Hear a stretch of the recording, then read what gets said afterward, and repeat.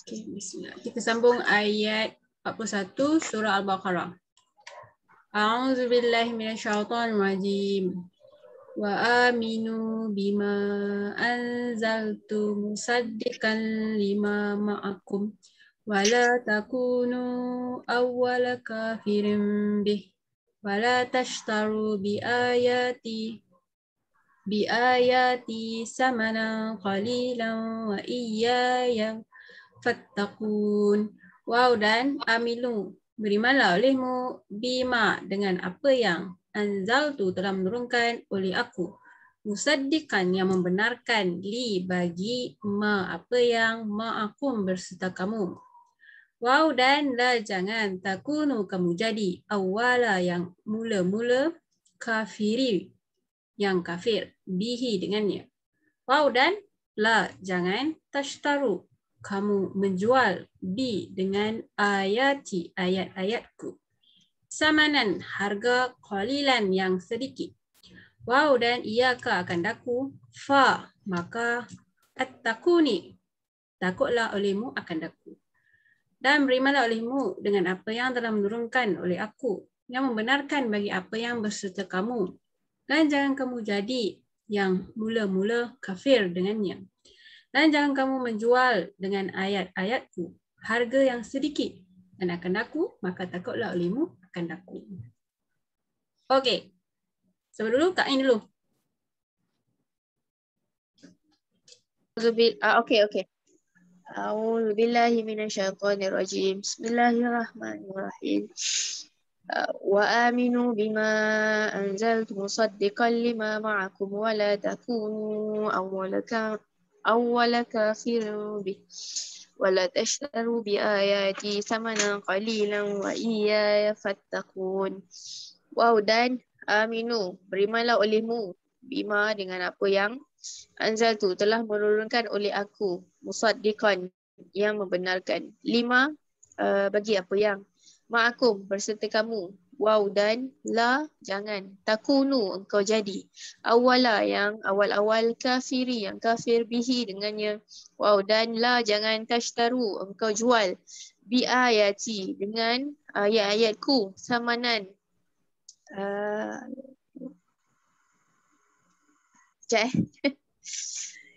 bi ayati dengan ayatku samanan harga qalilan sedikit. Wa iyaya dan akan daku fatakunu takutlah olehmu akan daku. Dan berimanlah olehmu dengan apa yang telah menurunkan oleh aku yang membenarkan bagi apa yang berserta kamu. Dan jangan kamu jadi yang awal-awal yang kafir dengannya. Dan jangan kamu jual harga yang sedikit dengan ayat-ayat. Dan jangan kamu jual dengan ayat-ayatku harga yang sedikit. Dan akan daku, takutlah olehmu akan daku. Ini jangan lupa Bu. Maka takutlah olehmu akan daku. Okey, Kak Suzy.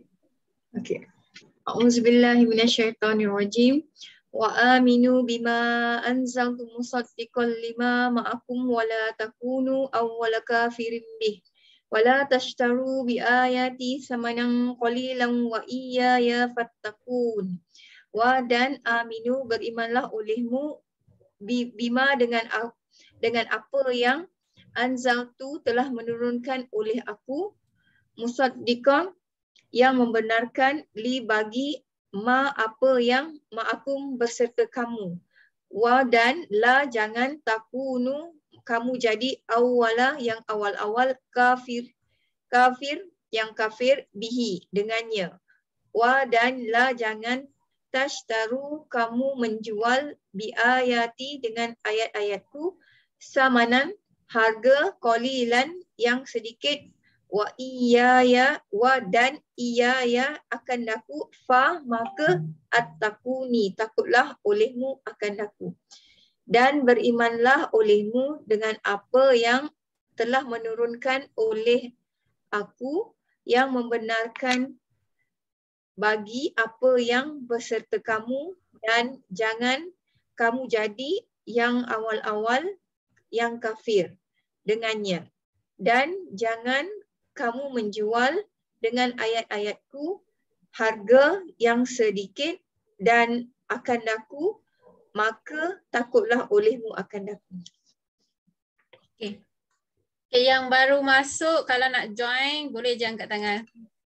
Kita nak join kalau dah confident. Kalau tak mau join pun tak apa, dengar dulu pun boleh.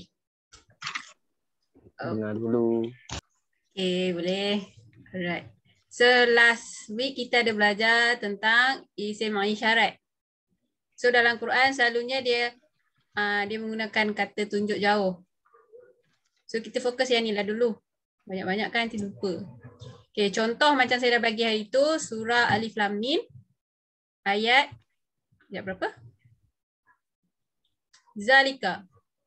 Alif Lam Mim Zalika. Ayat kedua. Ayat kedua. Zalika itu. Itu. Satu. Kalau dua. Dua itu. Itu. Orang-orang itu. Ni orang-orang itu. Kalau jamak dia. Ulaika. Ayat berapa? Ayat 5 Ulaika ala hudan wa ulaika umul muflihun. Orang-orang itu mereka beroleh kemenangan. So, kalau dia jamak, maksud dia orang-orang itu. Dia tunjuk tu sama ada orang ataupun benda. Kalau orang, maksudnya itu, dua orang itu, ataupun orang-orang itu. Kalau benda, itu, dua benda itu, benda-benda itu. Okay, dia boleh menggunakan kepada orang ataupun benda. Ini muzakkar, mu'annas. Selalunya jumpa muzakkar. Mu'annas ada juga tapi jarang. Yang selalu jumpa tilka. Tanika jarang jumpa dalam Quran. So dalam Quran selalu jumpa zalika, tilka dengan ulaika. Okay. Untuk hari ini punya pelajaran saya nak ajar i'rab. Okay. Kita tengok lafaz isti'azah. Isti'azah maksud dia lafaz memohon perlindungan daripada syaitan. Lafaz isti'azah ni macam-macam ada. Ada yang pendek, ada yang panjang. So yang selalu kita setiap hari kita sebut adalah a'udzubillahi minasyaitonir rajim. Okay, ni kitab dia. Ni dia punya kulit. Ni dia, kalau saya buka kulit dia, dia punya buku dia yang hitam. Okay. Macam saya kata sebelum ni, ilmu i'rab tu mengenai ilmu perubahan baris di akhir kalimat. So ni satu kalimat. So setiap kalimat ni dia ada baris. Sama ada baris depan, baris bawah, baris atas. Ataupun baris mati. 4 jenis. And then dalam setiap kalimat ni, dia ada kadang-kadang dua lafaz. Dua lafaz saya maksudkan a'udzu, so kat dalam ni ada dua. Tu aku. Uzu tu berlindung. Jadi dia ada isim dengan fi'il. Kata nama, diri dan juga perbuatan iaitu berlindung. So kita kena tahu setiap kalimat tu dia ada berapa lafaz. Nanti kita confuse pula. Okay. Allahi ada satu lafaz je. Macam ayat tadi ada tak yang banyak lafaz? Okay, macam ni kan dia ada dua lafaz. Okay, ada dua lafaz. So macam ni dia tak nampak sebab dia tak berapa nampak sebab dia macam dhamir dia bersambung. So macam ni kita nampak lah. Dengan tu, kita tahu dengan tu dia ada dua lafaz kat sini. Ni ada 3 lafaz. Dengan ayat-ayat ku. Isim, kata nama biasa, kata nama ganti diri. Ku tu ku. B ni huruf jar. So ingat tak huruf jar kerja dia apa? Membaris bawahkan kalimah. Ya, membaris bawahkan kalimah isim.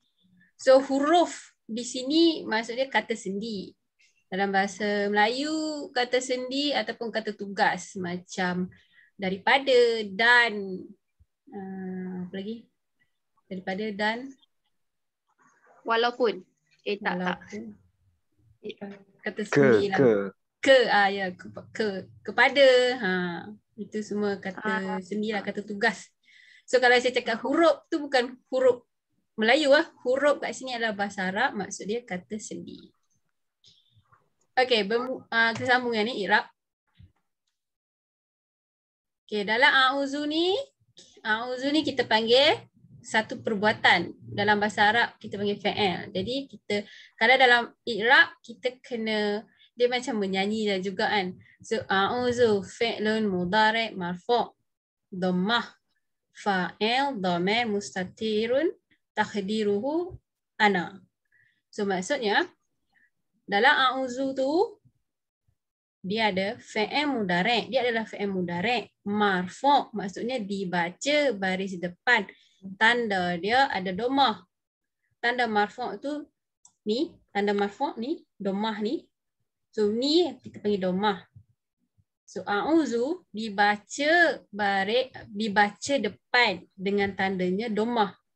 Dibaca depan maksudnya marfu'. Jadi fi'il mudhari' dibaca marfu', tandanya adalah dhammah. Lepas tu dia juga mengambil tempat fa'il. Ada fa'il dalam a'udzu tu, tapi kita tak nampak dia. Jadi kita sebut dhamir mustatirun. Mustatirun ni tidak nampak. So macam saya cakap hari tu, dhamir dia ada dua, satu yang nampak, satu yang tak nampak. So yang tak nampak kita panggil mustatirun. Okay, takdiruhu tu maksudnya dalam dhamir tu yang tersembunyi tu ada ana. Ana, aku. Aku. Ingat lagi tak aku? Ana. Ana nahnu. Huwa huma hum, hiya huma huna. Last sekali ana nahnu. Ingat tak? Okay. Ingat betul. So ana dekat mana? Ana dekat bilangan yang pertama. Pihak yang pertama, mutakallim. Dalam bahasa Arab, pihak pertama kita panggil mutakallim. Okay, ana. Jadi dalam a'udzu aku berlindung, dia menggunakan kata nama ganti diri pertama, iaitu ana, aku. Dan dia adalah bilangan yang pertama, pihak pertama, mutakallim. Ana. Jadi kalau kita nak i'rab, okay, bila kita dah tahu semua kotak-kotak ni, so bila kita nak i'rab, dia kena sebut macam ni lah. Dhamir mustatirun taqdiruhu ana. Dhamir yang tersembunyi dan di dalamnya ada ana. Okay. Dapat tak dia punya flow ilmu i'rab tu? Suzy? Okay. Okay, alhamdulillah nampak. Kak Ain okey, Kak Ain? Kak Ain pandai punya. Dia selalu pick up. Tidak. Faham setakat ni. Maksudnya ilmu i'rab ni yang dia tu tugas dia tu macam mana tadi? Dia apa tu namanya? Dia ni. Dia berkaitan dengan yang baris ya dekat ujung tu kan? Ya. Macam mana nak buat ayat dia tu kan? Apa dia? Macam mana tak nak buat ayat dia tu? Dia yang menentukan baris dekat hujung perkataan. Ya, betul. Okay. So, daripada ilmu nahwu, so kita dah tahu senarai ilmu nahwu tu, lepas tu masuk ilmu i'rab. So, ilmu i'rab kena baca macam ni. Baca banyak-banyak macam ni. Supaya kalau nanti kita baca Arab yang tak ada baris, kita tahu nak baca. Sebab kita dah hafal. So, faham. Kan? So, a'udzu fi'il mudhari'. Okay, buat nota kat situ. Asal baris fi'il mudhari' mesti dhammah di akhir kalimat dia. Okay, ni dia punya formula lah, macam matematik formula. Pemula dia asal fi'il mudhari', tanda di akhirnya adalah dhammah. Okey, dhammah. Jadi hukum dia marfu'. Marfu'.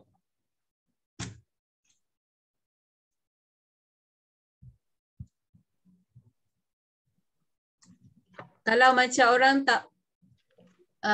tak berapa firm, panggil apa? Baris depan. Tak berapa, dia punya ilmu nahu dia tak berapa kuat, so dia tak boleh nak i'rab. Sebab tu saya ajar hari tu ilmu nahu kan, step by step.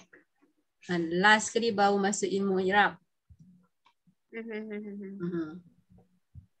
So kalau tiba-tiba dia masuk ilmu i'rab, dia akan macam blur sikit. Dia macam terawang-awang. So ni ilmu i'rab yang paling asas saya ajar.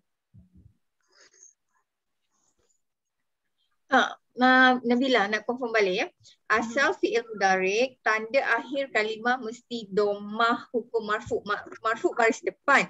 Kan? Dhammah ni apa lupa. Dhammah tu marfu' tu maksudnya dibaca baris depan. Baris kan? depan. Dhammah tu apa? Dah lupa pula akak. Dhammah tu tanda yang dibaca baris depan.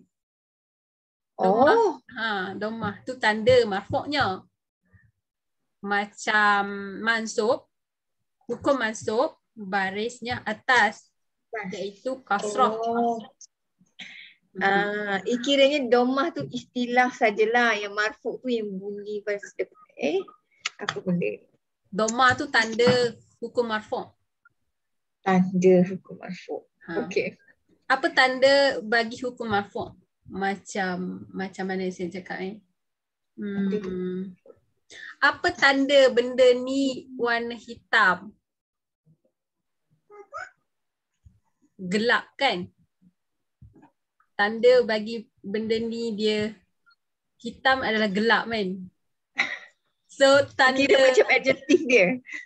Dia macam menguraikan sifat dia lah. Apa tanda hukum marfu'? Tanda dia adalah dhammah. Okey. Macam simbol kan Ustazah? Ya, dia macam simbol kan? Ya, macam simbol. Macam dekat highway tu ada tanda ni kan. Dia tanda setiap tanda jalan tu lurus. Kan ada simbol dia kan? Dia akan buat lurus. Kalau bengkok dia akan tulis bengkok kan? Okey, so tandanya tu, dhammah tu tandanya. Tanda hukum marfu' adalah dhammah. Bunyi baris depan. Kalau hukum marfu' maksudnya perkataan itu dibaca baris depan dan tandanya adalah dhammah. Perkataan. Okey, tulis. Perkataan dibaca baris depan. Kak Nuriati okey ke? Kalau nak tanya boleh. Saya dengar dulu lah Ustazah. Okey, baik. Boleh. Okey, seterusnya adalah billahi. Okey, hari tu kita dah belajar bi ni huruf jar. So i'rab dia mestilah kita cakap okey, alba tu ba lah, ba. Harfun jar, huruf jar. Allahi lafaz jalalah. Jalalah ni adalah lafaz pencipta, iaitu Tuhan. So kata asal bagi Allah ini banyak perbahasan. Ada ulama kata dia ada banyak lah. Ada ulama kata dia banyak cabang, kata dasar dia banyak. So salah satunya dia orang cakap Allahi dia asal daripada alif lam ha. Lillahi, alif lam ha, lillahi. Illah, alif lam ha, illah, Tuhan. So jalalah maksudnya adalah perkataan yang menggunakan lafaz pencipta, iaitu Tuhan. Okay. Kalau kita jumpa Allahi, dia automatik kita panggil lafaz jalalah. And then Allahi juga dia adalah isim, kata nama. majrurun yang dibaca baris bawah. Dan tandanya adalah apa? Kasrah. Kasrah. Yes. Okay, faham. Faham. Alright. Okay, and then mina. Huruf jar. So kat sini dibaca, kalau dalam i'rab, harfun jar. Huruf jar. Asyaitani, syaitan. Dia adalah isim. Ismun majrurun kasrah. Dibaca baris bawah dan tandanya adalah kasrah. Tanda bawah, baris bawah. Ar-rajimi isim majrur. Kat sini dia sebut na'at. Na'at ni maksudnya ar-rajimi, dia punya baris kat bawah ni mesti ikut asyaitani. Sebab apa? Sebab dia menerangkan sifat asyaitan ni. Dia menerangkan perkataan asyaitan ni. Jadi dia mengambil tempat na'at. Na'at ni maksudnya pengikut. Tabi'in. Tabi'in pengikut. Secara apa? Secara umumnya istilah umum dia tabi'in, mengikut. Kalau istilah dia mengikut perkataan yang sebelumnya. Perkataan isim sebelumnya. Okay. So, ar-rajimi ni dia kena, hukumnya kena majrur. Sebab asyaitan ni hukum dia majrur. So, dia kena ikut. Jadi, kita dah tahu dah kenapa ar-rajimi dibaca baris bawah kerana syaitan ni. Dia ikut syaitan ni. Dan syaitan ni kenapa dibaca baris bawah? Sebab depan dia adalah huruf jar. Huruf jar berfungsi membaris bawahkan kalimat isim di depannya. Okay. Nampak semakin clear tak? Alhamdulillah. Ada faham, ada faham dah formula dia macam mana. Yes. Dan syaitan ni dengan ar-rajimi tu, benda ni yang mengikut dia ni, dia ni berkaitan dengan isim saja ke? Kalau kita ikut istilah dia, na'at ni, bila dia mengambil tempat na'at, maksudnya dia mesti mengikut isim sebelum dia. Jadi sebelum dia tu mesti isim. Mesti isim. Jadi, dan dia tu mesti isim juga ke? Saya tak pasti sebab saya baca dia punya istilah dia macam tu. Okay. So maksudnya yang apa tadi, na'at ni, dia ni jenis yang mengikut isim dia yang majrur tu lah. So dia pun kena majrur juga. Ya, betul. Kena bawah jugalah kasrah. Okay, faham. Yang tu faham. Nabila, sajalah nak tanya kan, macam kadang-kadang kan orang selalu tulis macam Allahu. Dia orang buat macam tu sebab dia ambil daripada Allahu Akbar ke macam mana? Allahu. Kan kadang-kadang baca orang komen-komen kan Allahu, orang buat macam tu je. Dia tak tulis Allah. Dia buat macam tu sebab dia sebutkan Allahu tu, hu lah hujung dia kan. Dia kiranya dia bariskan depan kan. Sebab dia orang ambil daripada Allahu Akbar ke macam mana? Allahu betul lah, maksudnya sebut Allahu tu je betul lah. Betul. Dia Allah asal dia Allahu. Asal dia lepas tu Allah. kita sebut Allah sebab kita matikan bacaan dia, jadi Allah. Jadi sama je lah bunyinya, maksudnya sama lah. Allah dan Allahu tu sama lah. Ya, sama. Okay. Cuma dari segi tajwid kita kena matikan dia lah. Allah. Sepatutnya lebih baik sebut Allah je lah kan? Ke macam mana? Dia tak ada lebih baik ke apa, dia mengikut dia mengikut bacaan tajwid, hukum tajwid kan. Setiap apa yang kita nak perkataan tu kita nak matikan, dia sebut Allah. Kalau sebut Allahu pun boleh. And then bila dia matikan jadi Allah. Dia tak ada lebih baik ataupun tidak baik. Ha, dia tak ada macam tu. Tapi maksudnya betul lah. Dua-duanya tu betul. Sebutan dua-dua tu betul. Ya, betul. Okey. Terima kasih.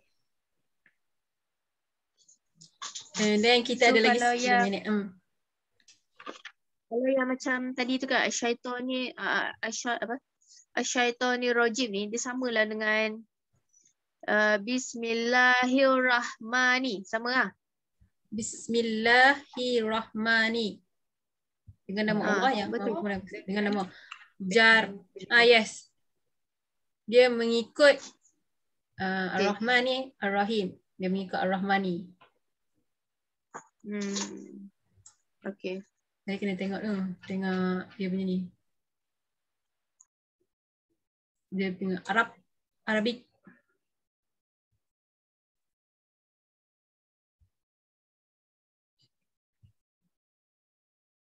Ya, ni huruf jar. So semua ni baris bawah. Dia ada guna naat mengikut dengan nama Allah yang Maha Pemurah, Maha Pengasih. Jadi Ar-Rahman ni dia mengikut Allahi. Sebab kedua-dua ini menerangkan Allah. So dia kena ikut lah. Tu. Allah tu lah. Dia kena ikut Allah ni. Dua-dua ni menerangkan Allah. Jadi syarat dia kena ikut lah. Ikut ni. Sebab apa Allahi ni dibaca baris bawah? Sebab ada huruf jar. Sebab ada huruf jar. Dengan nama Allah. Okay, nama Allah apa dia? Yang Maha Pemurah, yang Maha Pengasih. Dia menerangkan yang seterusnya. So kedua-dua ayat ni dia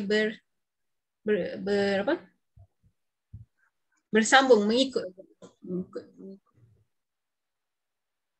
Maksudnya kalau dekat belakang tu ada lagi beberapa lagi apa kemudian lupa lah isim ke apa ni? Isim lah kan ni. Ada beberapa lagi pun semua baris bawah lah kan? Ya tak, kalau dia dah complete satu ayat tu tak payah ikut sampai tu. Kiranya dalam ayat ni ada lagi kalimah-kalimah lain. Contohnya Aziz ke Al-Aziz. Semua kena baris bawah. Semua kena baris bawah. Sampai dia wakaf lah, sampai hujung ayat lah kan. Ya, sampai hujung ayat. Kalau dia menerangkan sifat Allah ni lah. Kecuali kalau dia buat ayat yang koma lah, ayat baru, dia tak boleh lah ikut. Dia jadi hukum lain pula. Kita kena tengok lah dia punya sistem bahasa yang dia guna tu.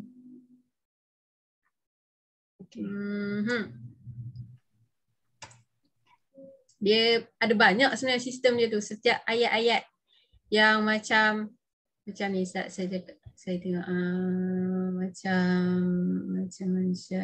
okey macam ni kan. Kan panjang kan? So setiap ayat ni dia ada sistem. So sekarang kita baru belajar satu sistem. Yang apa? Naat baris bawah kan hukum marfu'. So dia ada banyak sistem. So kenapa dia baris bawah macam kebanyakan baris bawah kat sini. Macam ni kitabun. Okay. So setiap ayat kalau dia koma ataupun dah cukup dia punya ayat tu, jadi cukup ayat, so dia guna sistem lain. Lepas tu dia sambung ayat yang lain, dia sistem lain pula. Macam tu lah. Okay. So dia setiap sistem tu dia ada formula dia yang kita kena ingat supaya kita dapat baca bahasa Arab. Sekarang kita baru belajar satu sistem. Mana tadi? Okay. Kita ada lagi 5 minit. Alright. Sini. Okay, tapi dah habis dah. So, saya ulang sekali lagi. A'udzu fi'l mudhari' marfu' bi dhammah. And then dia mengambil tempat fa'il, dhamir mustatirun taqdiruhu ana. Billahi al-bab harfun jar. Lafaz jalala ismun majrun kasrah. Min harfun jar. Asyaitani ismun majrurun kasrah. Al-kasratun. Okay, saya baca mati kasrah.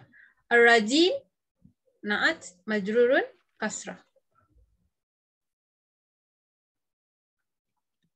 So harap yang ni faham untuk a'udzu billahi minasyaitonir rajim.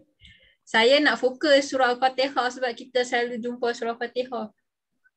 Kalau dah firm, kalau dah firm dalam bahasa Melayu apa kalau dah teguh kita punya Al-Fatihah tu, insya-Allah yang lain semua okey je. Nah, insya-Allah. Okey. Jadi ni saya ulang kaji balik. Ni setiap lafaz yang ni surah Fatihah fihi. Setiap lafaz tu ada dua. So macam fihi. Sama dia huruf jar, dhamir ataupun isim dan huruf. So setiap perkataan ni ada lafaz yang berlainan. So kita kena tahu setiap lafaz tu ada berapa setiap kalimat tu ada berapa lafaz supaya kita tak confuse nanti. Confuse macam kalau saya sebut fihi, ada apa dalam dia tu? Kalau kita tak tahu membezakan setiap kalimat tu ada beberapa lafaz, nanti kita tak boleh nak jawab. Fihi tu apa? Fi tu apa? Hi tu apa? Kita tak dapat jawab dia. So fi tu huruf jar. So huruf jar ada berapa? Ada 17 ke 16 tak silap saya. Ke 10?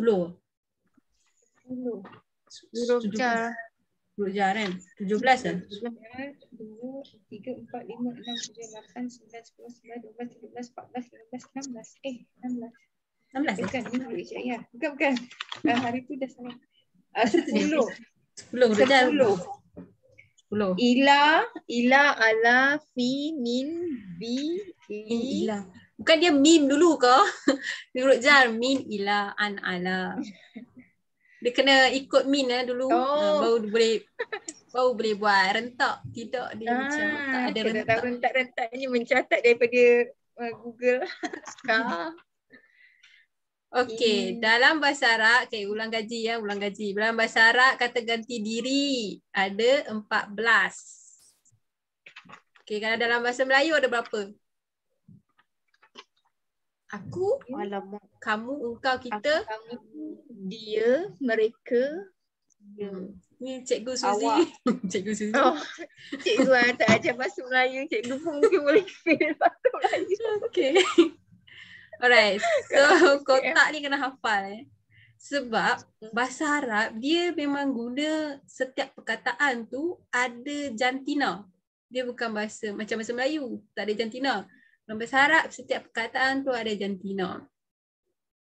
Sebab tu penting kita hafal 14 dhamir ni.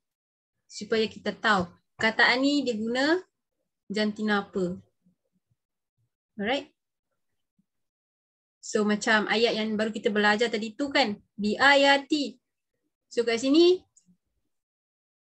kita dah tahu dia ada tanda alif ta. Dia automatik dia adalah apa kalau alif ta? Dia tanda apa? Banyak kan? Yes, banyak. Lelaki ke perempuan?